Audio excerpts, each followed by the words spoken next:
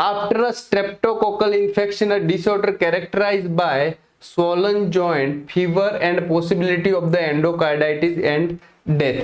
अब इस पेशेंट को क्या हुआ था, स्ट्रेप्टोकोकस इन्फेक्शन हुआ था। क्या हुआ था, streptococcal infection. So after the Streptococcus infection, after the Streptococcus infection patient को जॉइंट स्वेलिंग हो रही है, पेशेंट को फीवर आ रहा है, पेशेंट को एंडोकार्डाइटिस हो रही है और डेथ की संभावना हो रही है। और किसकी संभावना हो रही है, तो डेथ की संभावना हो रही है। तो इसका पॉसिबल रीजन क्या हो सकता है या फिर इसकी डायग्नोसिस क्या हो सकती है। ऑप्शन ए, सर इसको तो मिजल होगा। ऑप्शन बी, सर इसको वुफिंग कफ होगा। ऑप्शन सी, सर इसको टिटेनस होगा। ऑप्शन डी, रूमेटिक फीवर होगा। सर इसको रूमेटिक फीवर होगा। तो चलिए इसके बारे में देखें। तो सर इसको क्या होने वाला है, इसको क्या होने वाला है। ऑप्शन ए मीजल, वुफिंग कफ, टिटेनस और रूमेटिक फीवर। तो अपन ने देखा था Streptococcus infection usually throat infection है ना, थ्रोट इन्फेक्शन या फिर रेस्पिरेटरी इन्फेक्शन करता है। क्या करता है, रेस्पिरेटरी इन्फेक्शन करता है। और रेस्पिरेटरी इन्फेक्शन के बाद क्या हो जाता है, 2 वीक से ज्यादा अगर रेस्पिरेटरी इन्फेक्शन, थ्रोट इन्फेक्शन है, स्ट्रेप्टोकोकस इन्फेक्शन है, उसको ट्रीट नहीं किया जाता है, उसको रूमेटिक हार्ट डिसीज हो सकती है, रूमेटिक फीवर हो सकता है। क्लियर है, क्या हो सकता है, रूमेटिक फीवर। तो क्या मीजल का स्ट्रेप्टोकोकस कॉज था, तो सर नहीं था। वुफिंग कफ का था, नहीं था। टिटेनस का था, नहीं था। पैरामिक्सोवायरस, पर्ट्यूसिस है ना, पर्ट्यूसिस इसका है, इसका क्या है, टिटेनस, क्लोस्ट्रिडियम टिटेनी। और इसका है group A, beta haemolytic streptococcus. तो एकमात्र ऐसा ऑप्शन था जो स्ट्रेप्टोकोकस या फिर थ्रोट कंजेशन से इंफेक्शन हो सकता है। अब अपन देखेंगे रूमेटिक फीवर के बारे में। रूमेटिक फीवर, रूमेटिक फीवर के बारे में डिटेल में कि क्या क्वेश्चन अराइज होते हैं रूमेटिक फीवर से। तो जल्दी से फटाफट से इसको थोड़ा सा डिस्कस कीजिए। रूमेटिक फीवर से होने वाली क्या क्या बीमारियां हो सकती है। तो रूमेटिक फीवर क्या है, एक तरह से इन्फ्लामेटरी डिसऑर्डर है। ये क्या है, रूमेटिक फीवर एक तरह से क्या है, तो आप बताओगे sir inflammation,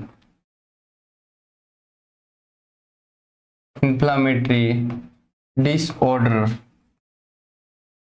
of joint, heart, connective tissue,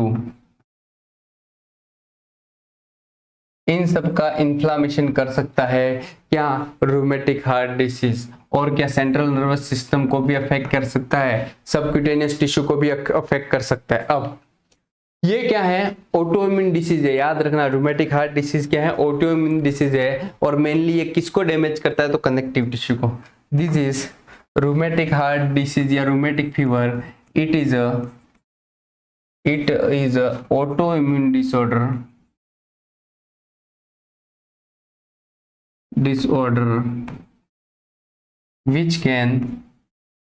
which is mostly affect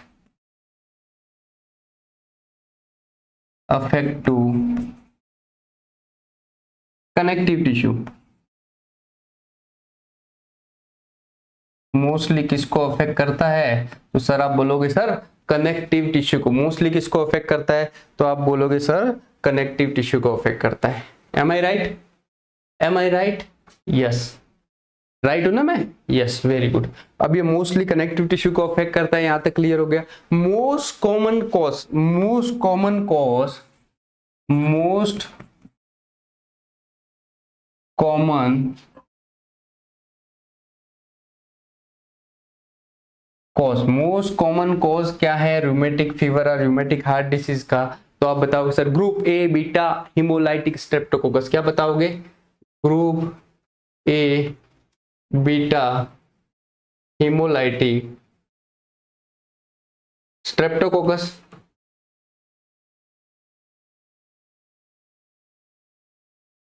correct, group A beta haemolytic streptococcus है। समझ में आ रहा है, तो ये आपका कॉज हो गया किसका, रूमेटिक फीवर का।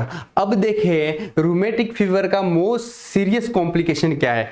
क्या पूछा है बच्चों, रूमेटिक फीवर का most serious complication, most serious complication of rheumatic fever. तो आप बताओगे सर मोस्ट सीरियस कॉम्प्लिकेशन किस में है? हार्ट में, इन हार्ट। तो याद रखना ये क्वेश्चन बहुत बार पूछा गया है, ये क्वेश्चन बहुत बार रिपीट हुआ है सर। हार्ट के अंदर रूमेटिक फीवर का मोस्ट कॉमन कॉम्प्लिकेशन क्या है? ये किसको अफेक्ट करता है? तो सर ये अफेक्ट करता है कार्डियक वाल्व को। It affect cardiac valve.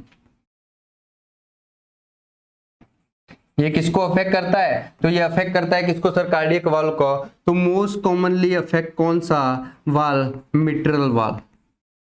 ये क्वेश्चन बहुत बार पूछा गया है, किसको अफेक्ट करता है? तो सर ये मिट्रल वाल्व को अफेक्ट करता है। सही है, सही है माय डियर फ्रेंड। तो यस सर ये मोस्ट कॉमनली किसको अफेक्ट करता है? तो ये मिट्रल वाल्व को अफेक्ट करता है।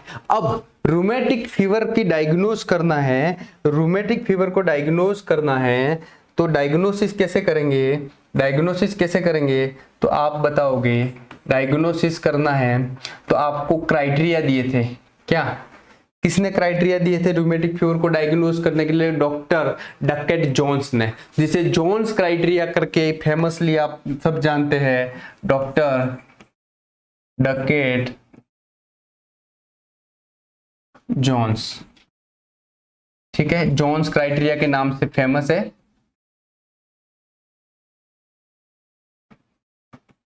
अब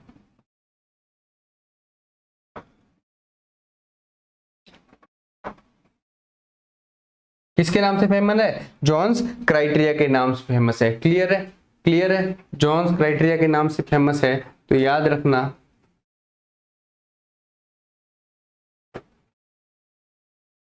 ओके तो इसके कुछ क्राइटेरियाज है, तो किस टाइप के क्राइटेरियाज है और कौन कौन से क्राइटेरियाज है? तो सर इसके मेजर क्राइटेरियाज और माइनर क्राइटेरियाज है। किसके लिए? ये किसके लिए?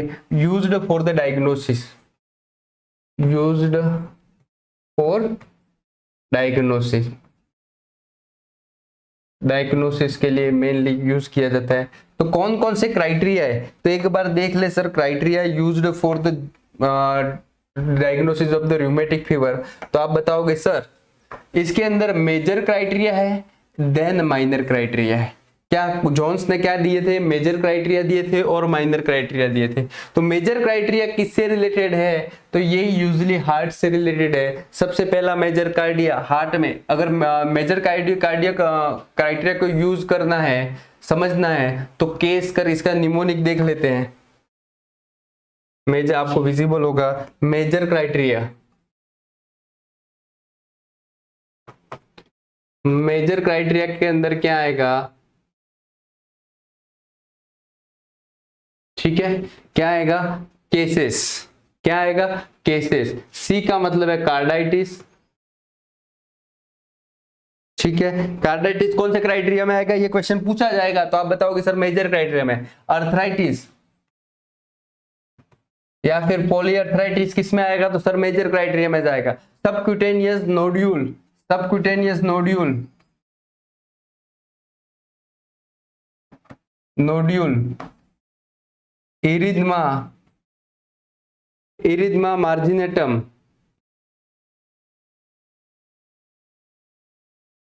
इरिथमा मार्जिनेटम किस में आएगा? ई से। और सिंडेंस कोरिया,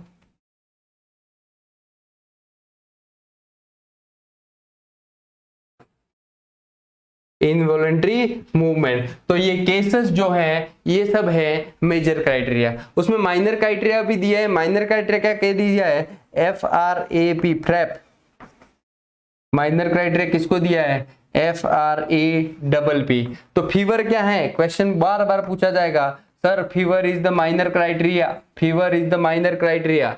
एंड आपका रेज इनकी increase ESR and increase C reactive protein, ये भी माइनर क्राइटेरिया के अंदर आ गया। अर्थराइल्जिया, जॉइंट पेन, अर्थराइल्जिया ये भी माइनर क्राइटेरिया के अंदर आ गया। PR increase PR interval,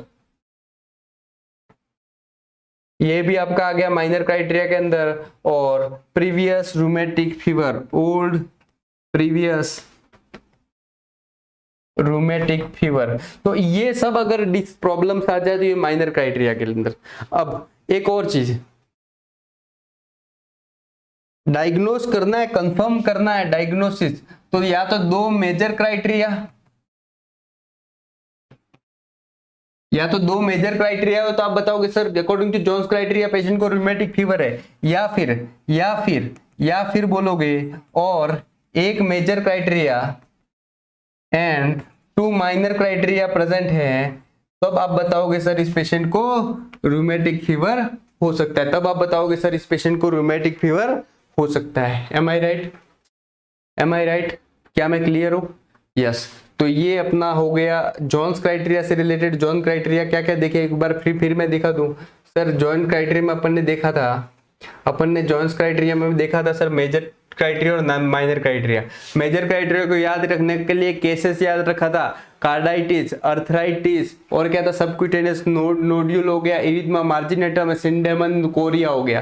फ्रेप minor criteria हो गया fever, raised ESR CRP, arthralgia, prolong PR interval और प्रीवियस रूमेटिक फीवर पेशेंट को हो गया। अगर डायग्नोज करना है या तो दो मेजर क्राइटेरिया प्रेजेंट होना चाहिए पेशेंट में, या फिर एक मेजर क्राइटेरिया और मिनिमम दो माइनर क्राइटेरिया प्रेजेंट होंगे तो फिर अपन डायग्नोसिस कर सकते हैं। तो ये हो गया रूमेटिक की फीवर की जोन्स क्राइटेरिया।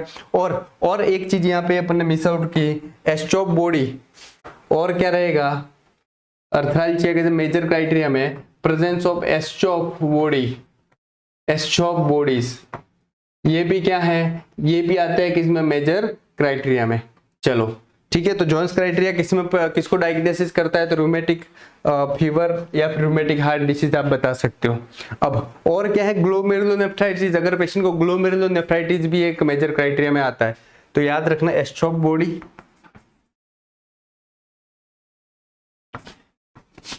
ये स्किन पे लीजन्स है, क्या है स्किन पे लीजन्स है, क्या किसके एस्ट्रोफ बॉडी की, किसके एस्ट्रोफ बॉडी के। क्लियर है। अब ड्रग ऑफ चॉइस देखो तो बेंजाथाइन पेनिसिलिन, ड्रग ऑफ चॉइस कौन सा है, तो बेंजाथाइन पेनिसिलिन, याद रखना बेंजाथाइन पेनिसिलिन।